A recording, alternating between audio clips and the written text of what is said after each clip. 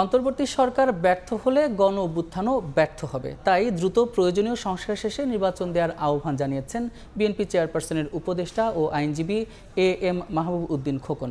সকালে নোয়াখালীর চোনাইমুড়ি হাফিজিয়া এতিমখানা ও কাওমি মাদ্রাসা মিলনায়তনে এক অনুষ্ঠানে প্রধান অতিথির বক্তব্যে তিনি কথা বলেন।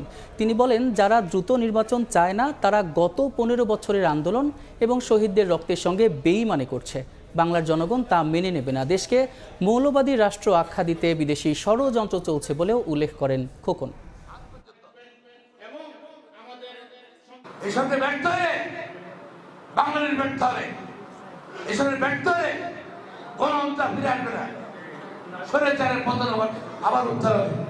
আবার সে